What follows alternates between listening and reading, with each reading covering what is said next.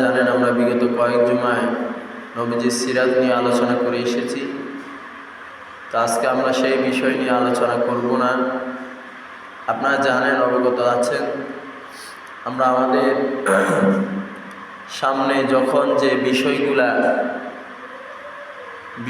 নিয়ে যখন আমাদের সমাজে, আমাদের দেশে, আমাদের রাষ্ট্রে যখন বিষয়গুলো নিয়ে কথা বলা হয়, বিভিন্ন ঘটনা ঘটে, সেই বিষয়গুলোকে কেন্দ্র করে সেই বিষয় সম্পর্কে আমি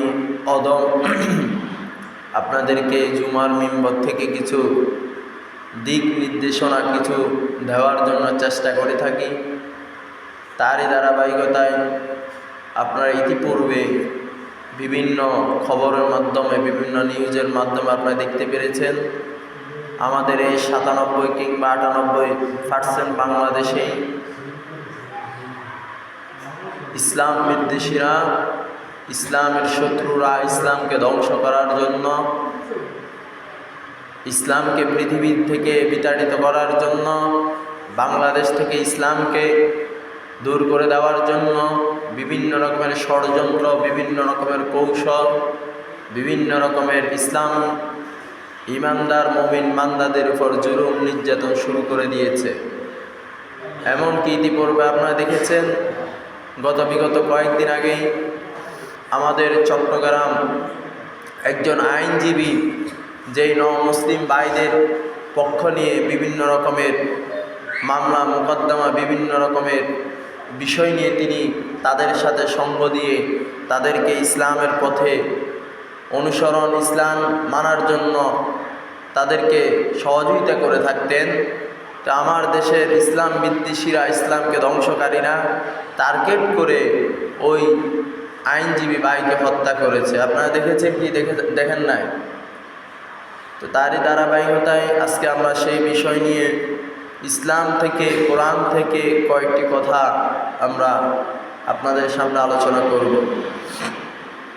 সম্মানিত প্রিয় মুসলিম ইকরাম, আপনারা জানেন আমার দেশেই যে আইনজীবী ভাইকে হত্যা করা হয়েছে এবং বিভিন্ন সময় বিভিন্ন জায়গায়, যদিও আমাদের নোয়াখালীতেই এরকম দুঃসাহস আজ পর্যন্ত কোনো হিন্দুত্ব সন্ত্রাসগামী এবং ইসলাম বিদ্বেষীরা এখন পর্যন্ত সাহস করেনি, কিন্তু বাংলাদেশের এমন জায়গায়, যদিও আপনারা নিউজ না পান, যদিও আপনারা জানেন না, বিভিন্ন জায়গায় মুসলমানদের উপর বিভিন্ন জুলুম নির্যাতন, বিভিন্ন রকমের হত্যা করেছে।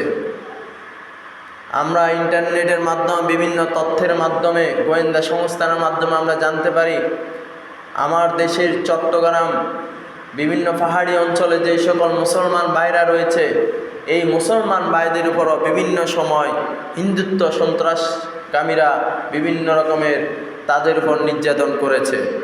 তো দেখেন, আজকে মূল সমস্যা হচ্ছে, আমাদের মূল কথা হচ্ছে আমার এই যে হিন্দুত্ব সন্ত্রাসগামীরা আমাদের মুসলমানদের উপর নির্যাতন করে, হত্যা করে, তারা যে কত আনন্দিত, তারা যে কত উৎফুল্ল, তা যদি আপনি যদি গোয়েন্দা সংস্থার মাধ্যমে যে সকল নিউজ আমরা দেখতে পাই, এগুলো যদি আপনি দেখতাম, তাহলে আমি আপনি আজ এখানে বসে থাকতাম না।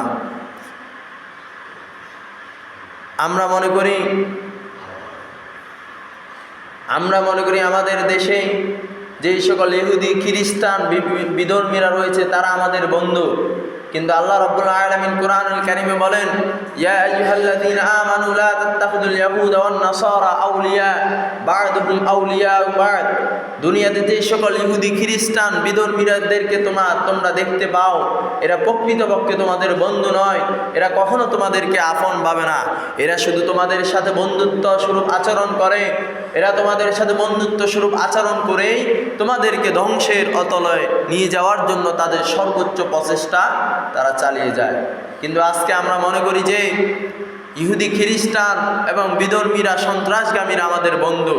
আপনারা ইতিপূর্বে দেখেছেন আমাদের দেশে যখন বিভিন্ন সময় বিভিন্ন দাঙ্গামা হাঙ্গামা, ফিতনা ফাসাদ, বিভিন্ন রকমের শয়তানি মানুষরা যখন আমাদের এই শান্তিপূর্ণ বাংলাদেশকে বিশৃঙ্খলা ঘটাইতে চেয়েছিল ইহুদি খ্রিস্টান ভাইদের উপর, তখন আমার দেশের মাদ্রাসার ছাত্ররা কিংবা আমার দেশের মুসলিম ভাইরা তাদের মন্দির, তাদের ধর্মীয় উপাসনাগুলোকে বিভিন্ন সময় নিরাপত্তা দিয়েছে কি দেয় নাই? কিন্তু আজকে দেখেন ওই বিজাতি ভাইরা এবং সন্ত্রাসগামীরা আমার দেশের মসজিদের উপর হামলা করেছে, করে নাই? আমার ভাইরা কথা করে নাই? করেছে। এবং আমার দেশের একজন মুসলমান ভাইদেরকে হত্যা করেছে। আমরা তো শুধু নিউজে একজনকে দেখেছি, তলে তলে কিংবা বিভিন্ন রকমের গোপনে তারা কতজনকে হত্যা করার পরিকল্পনা করতেছে তা একমাত্র আল্লাহ ছাড়া আমরা কেউই জানি না।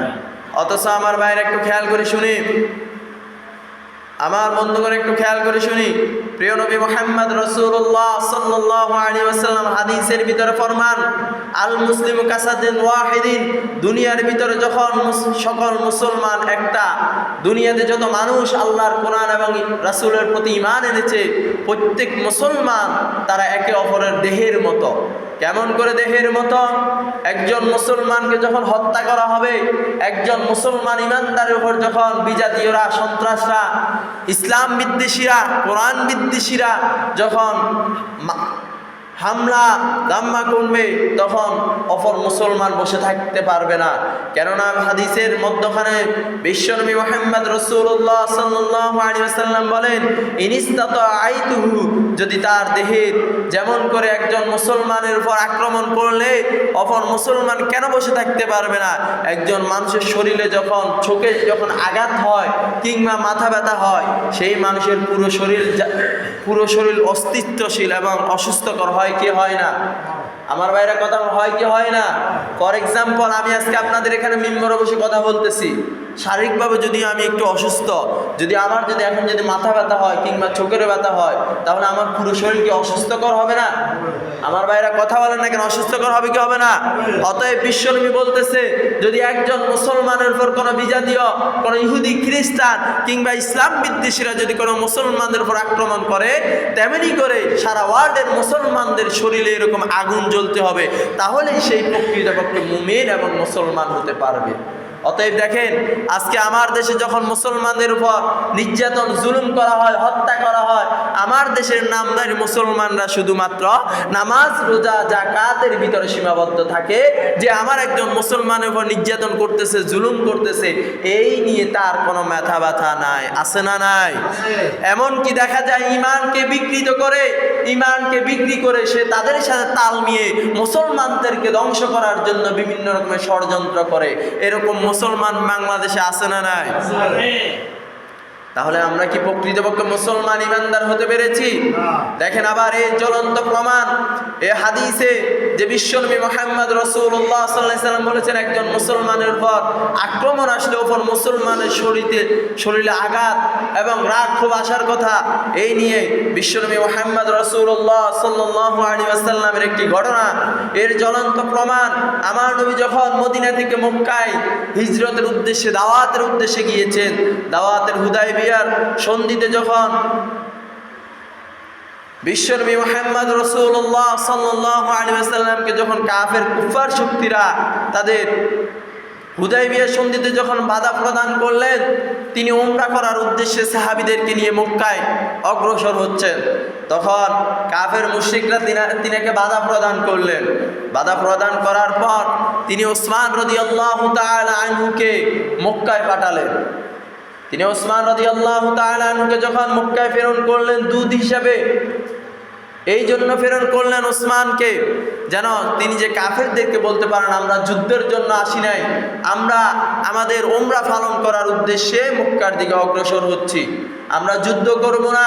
তখন কাফের মুশরিকরা ওসমান রাদিয়াল্লাহু তাআলা আনহুকে কি করলেন? হত্যা করে ফেললেন। এই খবর যখন নবী করিম সাল্লাল্লাহু আলাইহি ওয়াসাল্লামের কাছে চলে আসলো এবং 1400 সাহাবীর কাছে এই খবর চলে আসলো, ছড়িয়ে পড়লো, তখন নবীজি কি করলেন? নবীজি আর তাঁবুতে বসে থাকলেন না, তিনি তাঁবু থেকে বের হয়ে গেলেন।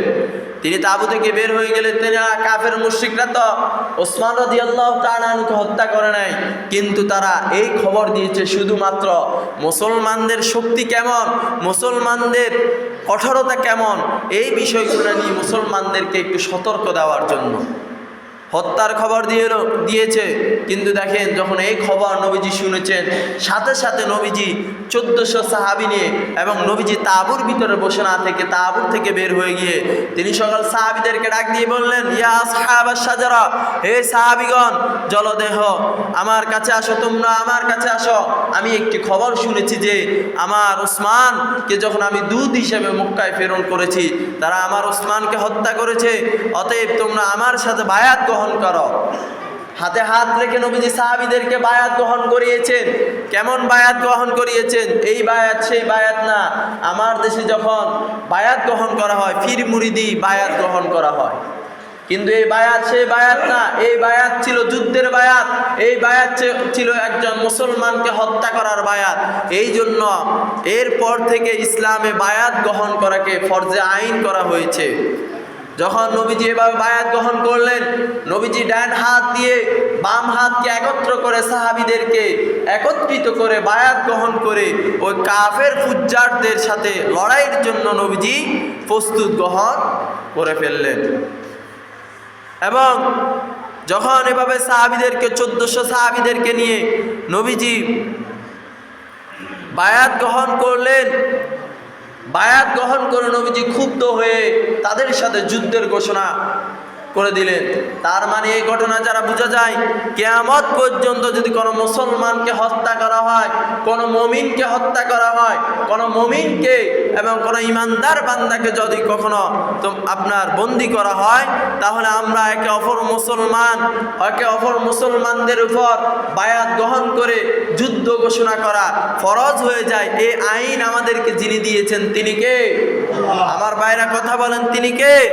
আজকে দেখেন, আমার বাংলাদেশে মুসলিমদেরকে ধ্বংস করার জন্য, ইসলামী রাষ্ট্রকে ধ্বংস করার জন্য বিভিন্ন রকমের কৌশল, বিভিন্ন রকমের সাংগঠনিক, বিভিন্ন রকমের রাজনীতিবিদ আছে না নাই?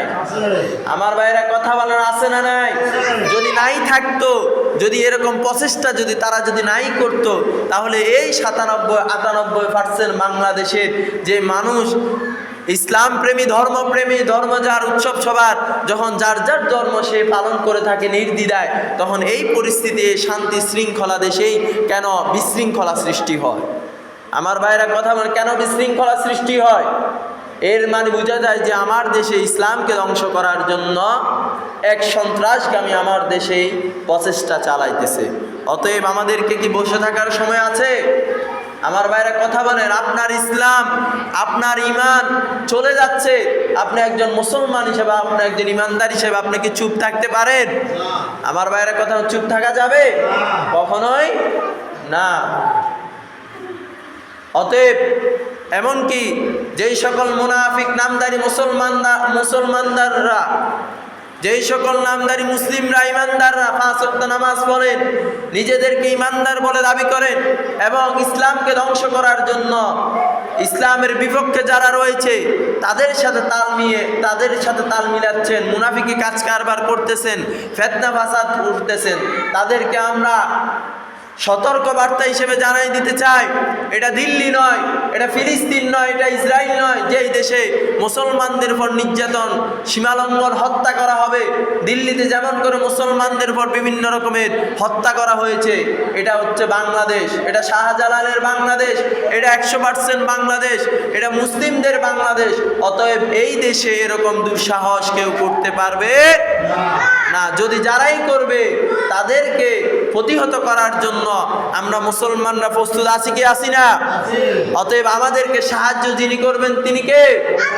ইসলামের জন্য, কোরআনের জন্য এবং রাসূলের জন্য যারাই মাঠে নেমে যুদ্ধ করেছে তাদেরকে সাহায্য যিনি করেছেন তিনি কে? আপনারা ইসলামের ইতিহাসগুলো জানেন না? বদরে, খাইবারে, উহুদে যত রকমের ইসলাম কাফের মুশরিকদের সাথে যুদ্ধ হয়েছে, যত রকমের ইহুদি খ্রিস্টানরা, সন্ত্রাসগামীরা ইসলামকে ধ্বংস করতে এসেছে, কেউ কি ইসলামকে দুনিয়া থেকে বিতাড়িত করতে পেরেছে? কিয়ামত পর্যন্ত কেউই পারবে না। এবং আমরা ওই সকল সন্ত্রাসদেরকে বলবো, ইসলাম একটি শান্তির ধর্ম, ইসলাম একটি বিশৃঙ্খল এবং শান্তি শৃঙ্খলা ধর্ম। এই শান্তি শৃঙ্খলা ধর্মকে যদি কেউ অশৃঙ্খল এবং অসুস্থকর যদি শৃঙ্খলা তৈরি করে, তাহলে তাদেরকে আমরা এই বাংলার জমিনে ঠাঁই দিব না। আবার দেখেন, আজকে আমরা তো জিহাদের কথা বললে মানুষ বলে জিহাদ মানে কাউকে, জিহাদ মানে নফসের জিহাদ, জিহাদ মানে নিজের নফসের সাথে যুদ্ধ করা। কিন্তু প্রকৃতপক্ষে এই হাদিসটি সম্পূর্ণ বানোয়াট ছিল। এই হাদিসটি সম্পূর্ণ বানোয়াট। কেননা আপনারা দেখেন, ইহুদি খ্রিস্টানরা যখন মুসলমানদেরকে জিহাদ সম্পর্কে জিজ্ঞাসা করা হয়, তখন মুসলমানরা বলে জিহাদ মানে নিজের আত্মার সাথে জিহাদ করা, জিহাদ মানে নিজের নফসের সাথে জিহাদ করা। কিন্তু প্রকৃতপক্ষে আমি গতকালকে যখন স্টাডি করতে বসেছিল, অথেন্টিক একটি তাফসীর ভিতর পেয়েছি, প্রকৃতপক্ষে জিহাদ এটাকে বলা হয় না। জিহাদের বাংলা অনেকগুলো অর্থ রয়েছে, যার মধ্যে 1 নাম্বার হচ্ছে সংগ্রাম, 1 নাম্বার হচ্ছে বিজয়। কেমন বিজয়? সেটি হচ্ছে আপনি ইসলামকে দুনিয়ায় প্রতিষ্ঠা করার জন্য, যেমন করে এই দুনিয়া সৃষ্টি করেছে কে? আমার ভাইরা কথা বলেন। এই দুনিয়ার সমগ্র মানুষ, গাছপালা, যত কিছু আমরা 2 চোখকে দেখি, এই সকল কিছু সৃষ্টিকুলের মালিক কে? এই সকল কিছু সৃষ্টিকুলের মালিক যদি হয় আল্লাহ, তাহলে এই সকল কিছু সৃষ্টিকুলের ক্ষমতা চলবে কার? আইন চলবে কার? আল্লাহর। এই আল্লাহর আইনের জন্য আল্লাহ কি আমাদেরকে একটি কিতাব দিয়েছে কি দেয় নাই? এই কিতাব অনুযায়ী দেশ দুনিয়ার আইন চলবে এবং এই কিতাব অনুযায়ী সমগ্র বিশ্ব চালাইতে হবে। আর এই সমগ্র বিশ্ব যদি এই কিতাবের বাহিরে চলে, তাহলে বুঝতে হবে যে এটা কোরআনের বাহিরে, ইসলামের বাহিরে, আল্লাহর আইনের বাহিরে চলে গিয়েছে। এই জন্য আল্লাহ তাআলা বলেন, জিহাদ আমি এই জন্য ফরজ করে দিয়েছি, পর্যায়ক্রমে জিহাদ কিয়ামত পর্যন্ত থাকবে।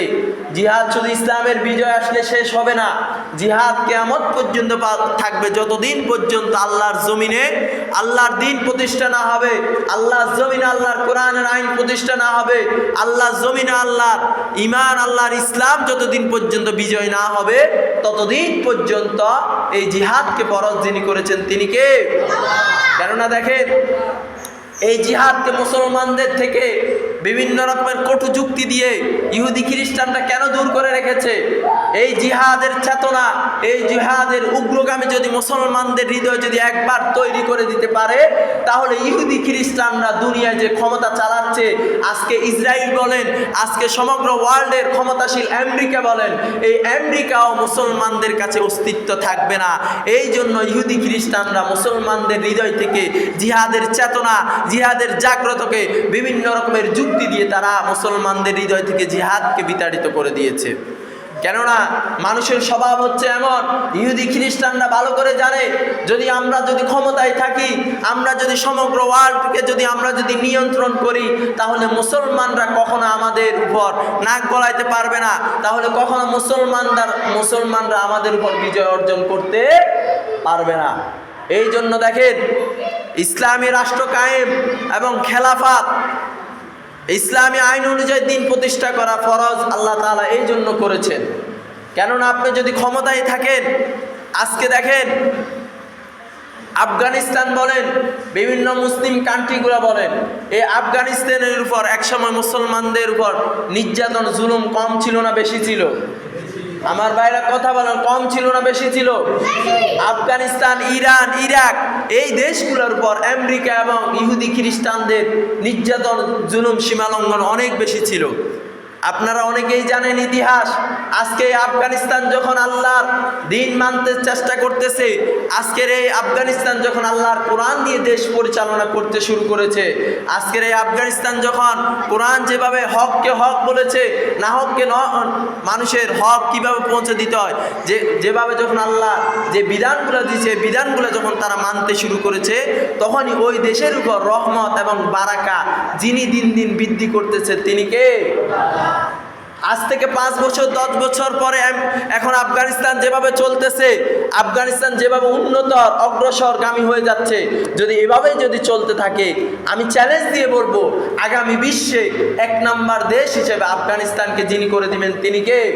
অতএব আমার এই বাংলাদেশে আমরা যদি ইসলামী রাষ্ট্র যদি কায়েম করি, ঈমান আখলাক কোরআনের আইন যদি কায়েম করি, সন্ত্রাসগামী যারা আমাদের ইসলামকে ধ্বংস করতে চায়, আমাদের মুসলমানকে ধ্বংস করতে চায়, তাদের বিরুদ্ধে যদি আমরা দাঁড়িয়ে জিহাদ ঘোষণা করি, আমাদের এই দেশে শান্তি শৃঙ্খলা যিনি আনিয়ে দিবেন তিনি কে? এই জন্য আল্লাহ তাআলা কোরআনুল কারীমে বলছেন, ওয়ামা নাকামু মিনহুম ইল্লা আন ইউমিনু বিল্লাহিল আজিজিল হামিদ। আজকে সারা বিশ্বের ওয়ার্ল্ডের ভিতর যে সকল মুসলমানদের উপর ইহুদি খ্রিস্টান বিজাতীয়রা সন্ত্রাসটা কেন তাদের উপর নির্যাতন জুলুম করতেছে, তাদের উপর কেন হত্যা করতেছে? কিছুদিন আগে যে আমাদের চট্টগ্রাম যে আইনজীবী ভাইকে আপনারা হত্যা করতে দেখেছেন, তাকে কি তারা নিজেদের অর্থের জন্য, টাকার জন্য হত্যা করেছে, নাকি ইসলামের জন্য হত্যা করেছে? ইসলামের জন্য কেন হত্যা করেছে? আপনারা জানেন, এই আইনজীবী ভাই যারা মুসলিম হতো, মুসলিম ও ইসলামে পদার্পণ করত, তাদেরকে ইহুদি খ্রিস্টানদের বিভিন্ন মামলা হামলা থেকে রক্ষা করার জন্য এই আইনজীবী ভাই কি করতো? সবসময় লড়াই করে আসতো। আবার দেখেন আল্লাহ রাব্বুল আলামিন কোরআনুল কারীমে বর্তমান ফিকহের সাথে আয়াতকে মিলিয়ে সূরাতুল বুরুজের ভিতরে আল্লাহ রাব্বুল আলামিন বলতেছে, ওয়ামা নাকামু মিনহুম ইল্লা আন ইউমিনু বিল্লাহিল আজিজিল হামিদ। কুফাররা তাদেরকে শাস্তি দিয়েছিল, কুফাররা মুসলমানদেরকে শাস্তি দিয়েছিল, বন্দী করেছে, হত্যা করেছে, মামলা দিয়েছে, মোকদ্দমা দিয়েছে, বাড়ি থেকে বিতাড়িত করেছে এবং সমাজে থাকতে দেয় না, পরিবারের সাথে থাকতে দেয় না। শুধুমাত্র একমাত্র কেবলমাত্র যারা আল্লাহর প্রতি ঈমান আনলো এবং দ্বীন প্রতিষ্ঠার জন্য নিজেদের জীবনকে উৎসর্গ করলো, নিজেদের দ্বীন প্রতিষ্ঠার জন্য কুফারদের সাথে লড়াই করছিল, তাদেরকে কাফের মুশরিকরা হত্যা করেছে। আবার আল্লাহ তাআলা কোরআনুল কারীমে আরেকটি সূরাতুল হজ্জের 40 নম্বর আয়াতের ভিতর বলতেছে, আল্লাযীনা উখরিজু মিন দিয়ারিহিম বিগাইরি হাক্কিন। যাদেরকে অর্থাৎ যাদেরকে বাড়ি থেকে, নিজ বাড়ি থেকে বিতাড়িত করে ঘর থেকে বের করে দিয়েছিল, শুধুমাত্র এই কারণে তাদেরকে হত্যা করেছিল। ইল্লা আন ইয়াকুলু রাব্বুনাল্লাহ। তারা শুধুমাত্র একটি কথাই বলেছিল, আমাদের রব একমাত্র আল্লাহ, আর এই দুনিয়ায় একমাত্র কেবলমাত্র দিন চলবে এবং আইন চলবে একমাত্র আল্লাহ। যারাই এই কথা বলেছে তাদের উপর বিভিন্ন রকমের ষড়যন্ত্র, হত্যা মামলা হয়েছে কি হয় না? আপনারা জানেন, বিগত দিনে কয়েকদিন আগে, বিগত কয়েক বছর আগে আমাদের সারা বিশ্বের ওয়ার্ল্ডের ভিতরে একজন সাহসী নেতা ছিলেন, নেতাল ইহুদি নাকি একটা নাম ছিল ওনার।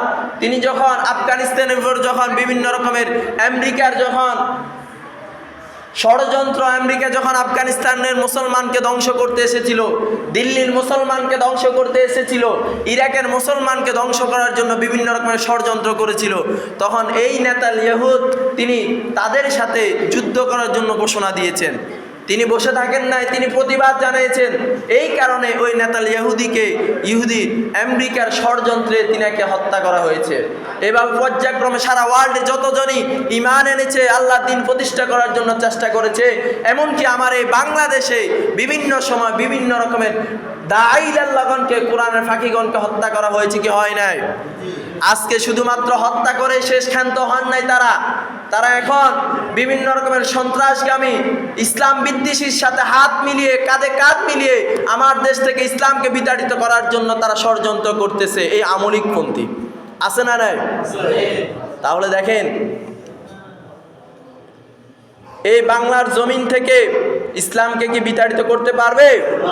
আমার বাইরে কথা পারবে? কিয়ামত পর্যন্ত কেউ পেরেছে? আবার দেখেন, এই জন্য বিশ্বনবী মুহাম্মদ রাসূলুল্লাহ সাল্লাল্লাহু আলাইহি ওয়াসাল্লাম বলছেন, যখনই মুসলমানদের থেকে জিহাদের অগ্রগামী, জিহাদ সম্পর্কে চেতনা, জিহাদের চেতনা মুসলমানদের হৃদয় থেকে উঠে যাবে, মুসলমানরা যখন দুনিয়াগামী হয়ে যাবে, মুসলমানরা যখন ইসলাম থেকে দূরে সরে যাবে, তখন একপন্থী লোক তাদেরকে ধ্বংস করার জন্য চলে আসবে এবং এই একপন্থীর সাথে ধ্বংস করার জন্য আবার এক কাউন্ট তাদের সাথে লড়াইয়ের জন্য প্রস্তুত হয়ে যাবে। কেমন লড়াইয়ের জন্য প্রস্তুত হবে? লা তাযালু তায়ফাতুম মিন উম্মতি, শুনে রাখো আমার উম্মতের মধ্যে একদল কিয়ামত পর্যন্ত থাকবে, বা'দুহা তিলু আলা আমরিল্লাহ, যারা আল্লাহর জমিনে আল্লাহর দ্বীন প্রতিষ্ঠার জন্য, আল্লাহর দ্বীনকে টিকে রাখার জন্য, আল্লাহর ঈমানকে বিকৃত না করার জন্য তারা সর্বদাই লেগে থাকবে। আর তারা যখন লেগে থাকবে, তারা যখন প্রতিহত করবে, তাদেরকে সাহায্য স্বয়ং আমার রব্বুল আলামিন করবেন। লা ইয়াসুরু বা'দুহুম মিন বা'দ, এবং তাদেরকে আল্লাহ রব্বুল আলামিন তারা আল্লাহর সন্তুষ্টির জন্য যখন লড়াই করবে, তাদেরকে সাহায্য যিনি করবেন তিনি কে? অতএব আল্লাহ রাসূলের হাদিস অনুযায়ী আজকে যখন আমার দেশে ইসলাম নিয়ে যখন কথা বলা হয়, ইসলামকে যখন ধ্বংস করার জন্য প্রচেষ্টা করা হয়, আমার দেশের ওই উম্মতগুলো, ওই কওমগুলো কোথায়? ওই কওমগুলো কোথায়? ওই কওমগুলো নিজেদের ঈমানকে বিকৃত করে মুনাফিক হয়ে গিয়েছে। এই জন্য দেখেন আবার আল্লাহ রাব্বুল আলামিন কোরআনুল কারীমে বলছেন, ওয়াকাতিলুহুম হাত্তা লা তাকুনা ফিতনা, তাদের বিরুদ্ধে তোমরা লড়াই করো, তাদের বিরুদ্ধে তোমরা লড়াই করো যারা ইসলামকে ধ্বংস করার জন্য, মানুষের ঈমানকে ধ্বংস করার জন্য দুনিয়াতে বিশৃঙ্খলা সৃষ্টি করবে, দুনিয়াতে অস্তিত্বশীল পরিবেশ তৈরি করবে, তাদের সাথে তোমরা লড়াই করো। ওয়ায়াকুনা দ্বীনু কুল্লুহু লিল্লাহ, এবং দ্বীনের জন্য নিজেদের জান মাল ঈমানকে সর্ব অবস্থায় বিলীন করে দাও। ইন্নাল্লাহা ইশতারা মিনাল মুমিনিনা আনফুসাহুম ওয়া আমওয়ালাহুম বিআন্না লাহুমুল জান্নাহ, ইন্নাল্লাহা ইশতারা, তোমাদের জান মাল ঈমান যত কিছু আছে সব কিছু তোমরা বিলীন করে দাও শুধুমাত্র একমাত্র দ্বীনের জন্য, ঈমানের জন্য। আর যদি তোমরা তাই করো তাহলে আল্লাহ রাব্বুল আলামিন তোমাদেরকে জান্নাত কি করবেন? দিয়ে দিবেন।